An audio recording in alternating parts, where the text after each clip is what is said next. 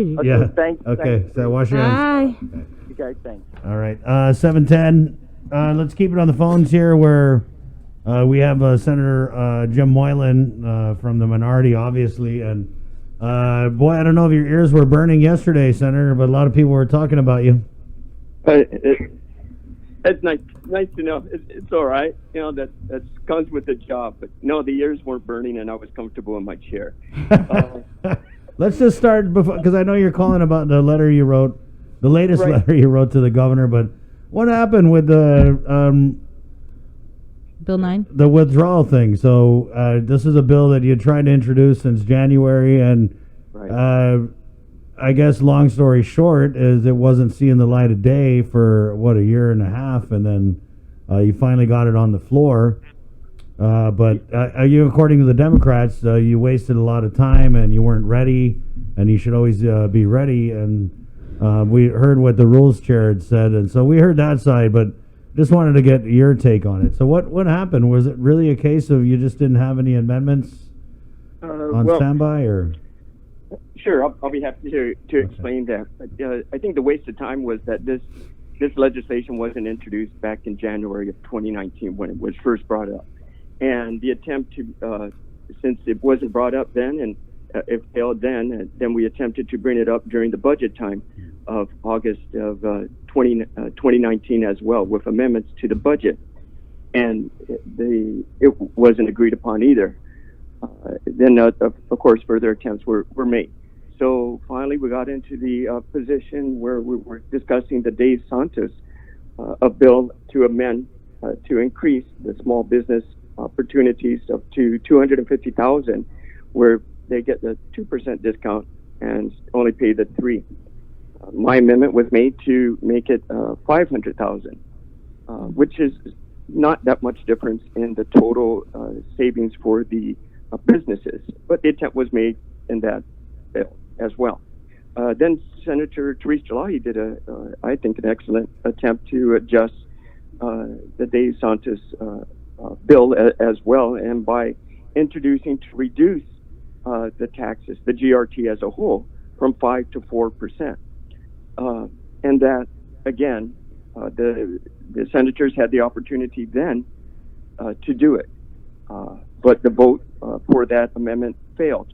So again, they had the opportunity at that point with Senator Talahi's amendment to Senators Joseph and Augustine's bill to for the small businesses, basically.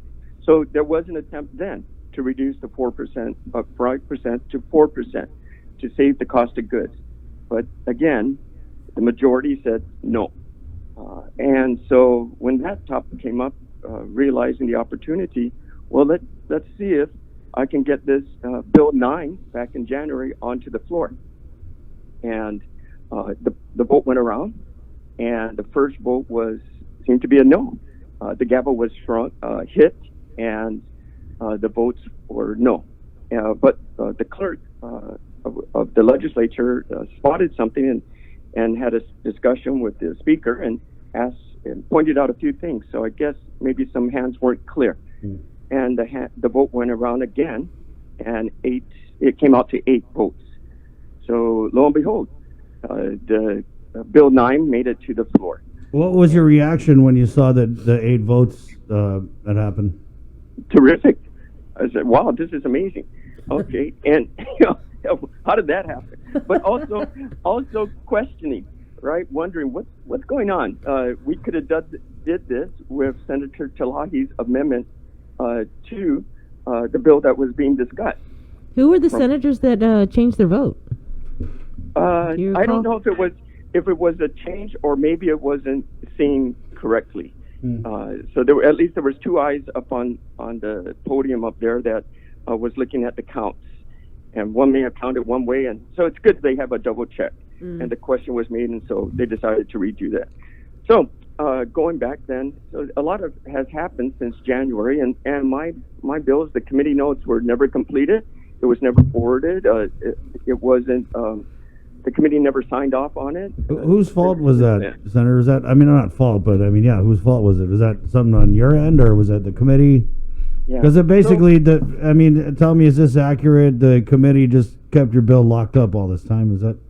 Yeah, so the ones in charge of the committee have complete control, and the committee, the senators that have the power over the committees also have a larger staff and a bigger budget. That's the majority, right? So a lot of them, depending on the committee that they hold, could even have a double the budget of a regular senator's office. Mm-hmm. So they have more staff, and they control what gets on their agenda for the public hearing, and then they put out the committee notes also, and then it's circulated for the committee members to do pass, vote for it to put out or decline that it move anywhere further.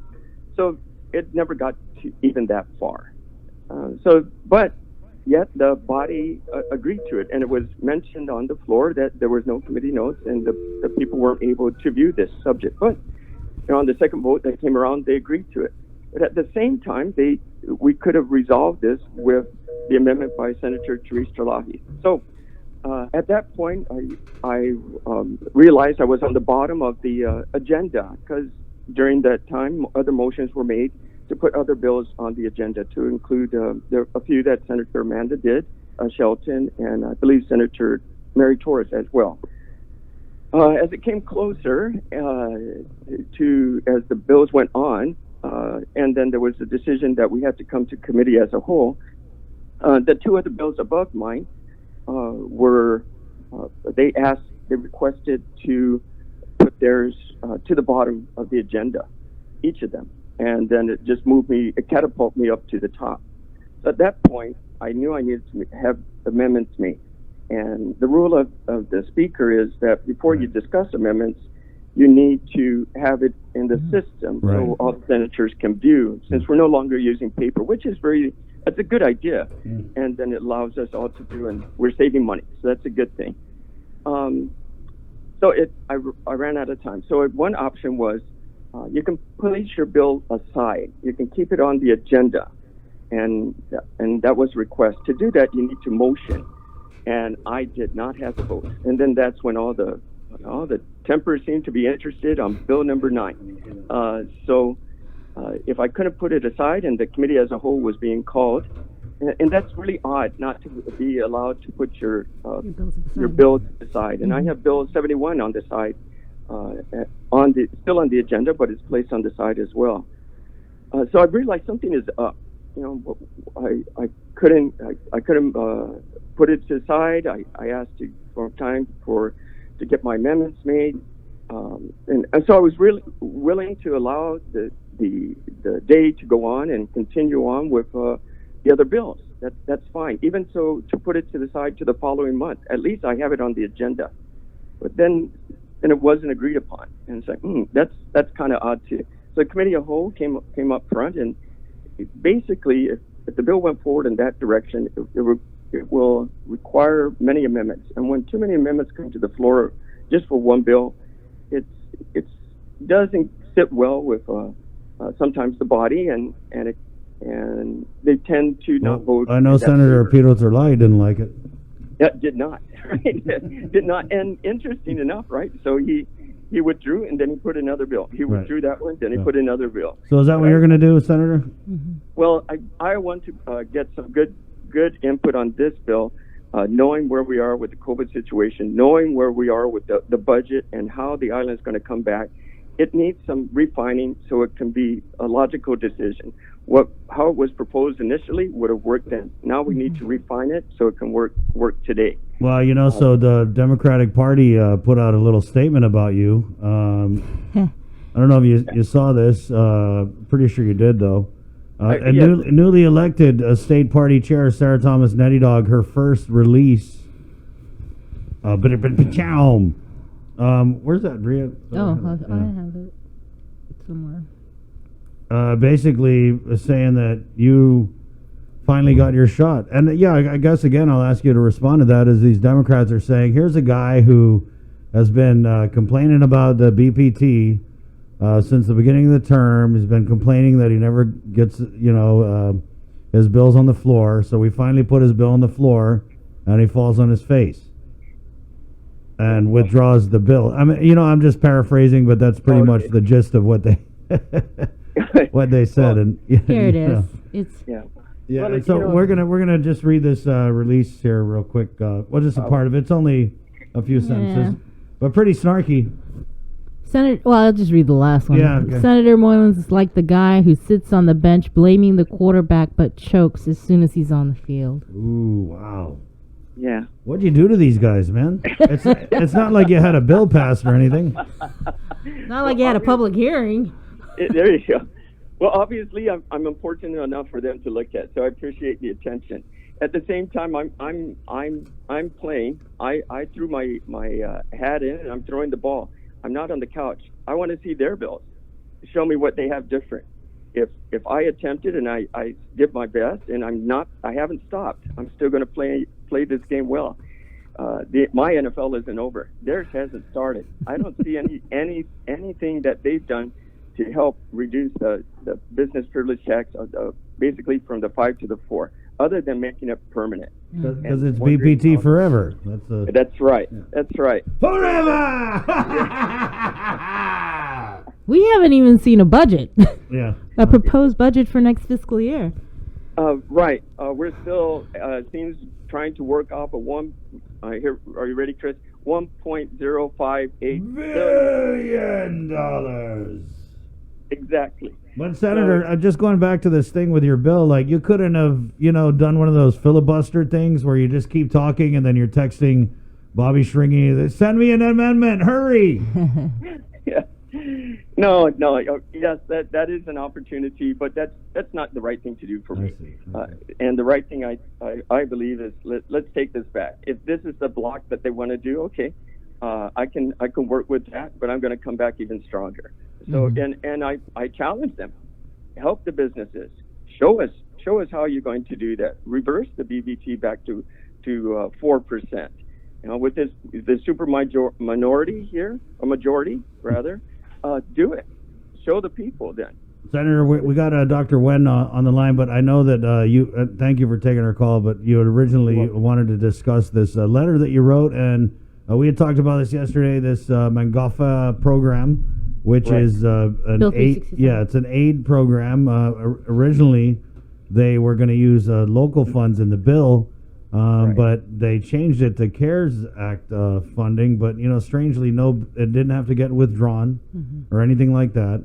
Right. Even though it kind of seemed like it may have been materially different from the original version, but hey, majority's the majority. But you're saying, and we kind of said this yesterday too, that if the governor wants to give away money from the CARES Act funding, she doesn't need a bill. I mean, Senator Theresa Lai said it. You said it in your letter yesterday. And BBMR and DOA said that's where the money was going to come from to fund this Mangafa thing. Very true. And when the epidemic or the pandemic first started, and we weren't in session, and we had all these folks unemployed, I stood out in front of the legislature holding my picket sign and saying, "Hey, we need to help the unemployed." And I proposed, or we did measures, submitted that in to reduce, to create $800 in assistance for unemployment. Well, basically, we were focusing on using the CARES Act money to help the unemployed back then when the pandemic first started. Right. That went nowhere. So then we wrote a letter to the governor requesting that use $20 million of the CARES Relief Fund for that purpose for the unemployed, and it went somewhere. We did it right, and she released $20 million for those that qualify for SNAP. But there was a gap there as well. So back then that was known. Today it's known as well because she also did one for small businesses, $20 million through GITA. So that's a good thing. And we wrote the letter requesting for her to do that as well. So why today do we need legislation that they clearly said we're going to use the CARES Act? And I think some of the arguments on the floor was that the legislature has no authority to mandate the governor to use federal funds. Right. But yet we did. But yet I couldn't. But that's besides the point. So it's still going to take time. We had to put the bill together. We had to vote on the bill. We've been in session for 2 weeks. This could have been done already with a simple stroke of the pen by the governor. So what are we doing? Are we doing the right thing or are we doing the wrong thing? So that's what it goes back to again. So we wrote the letter and said, Governor, you have our authority. Maybe we should just do a resolution and everybody, hunky dory and shake hands and say, hey, we're all behind you, Governor. Do what you can do today. Yeah. You know what I thought was interesting was I was listening back to the interview with Senator Amanda Shelton, and she was talking about how she was talking about her bill with Revenue Tax, with DOA, with all these government people about the bill. So if she was talking to them prior to it hitting session floor, then why didn't she know that they were going to use CARES Act funding? Do you know what I mean? It's like, so you add this onto session agenda, waive public hearing requirements. Right. You should have known that they were going to use CARES Act funding if, in fact, that you were talking to them already. I mean, what was that conversation like? Because it couldn't have been the first time you heard, we're going to use CARES Act funding. Because we don't have any local money. I mean, the governor said we just don't have any local money. So if the bill was targeting local money, I wonder how that conversation went. Yeah, it's targeting local. Well, we don't have any local money. Oh. Was Carlo Branch in the building? That's what I hear. He was present in the building. Yes. But you didn't see him? No. Okay. The puppet master. Yeah, that's right. But to give the senator did make an attempt to help the people, so I'm glad about that. How we went about it is that's a little bit different, and it was really said multiple times by the BBMR. I had my 2 rounds of questions, and it was both answered the same. Are you going to use 100% of CARES money and nothing else from the general fund, any of the local funds? And it was answered that way twice. So it should be expedited. That's what I want. Right. Yeah, and I think that's the point. The point is, you guys are saying, or at least and it does appear to be bipartisan voices that are saying that this should have been done. What did Terlai say a couple months ago? You're right. So it should have. Yeah. And the point is, if it should have been done before, then why are we going through this charade of this is going to take a week? I mean, the debate, the votes, the governor's side. This is valuable time. That's 6-7 days that we could spend standing this program up from AdLoop. Right. Or maybe they wanted to give me the time to hear Bill 9. I'm not sure. Yeah. Right, to me, this was just all for show. Yeah.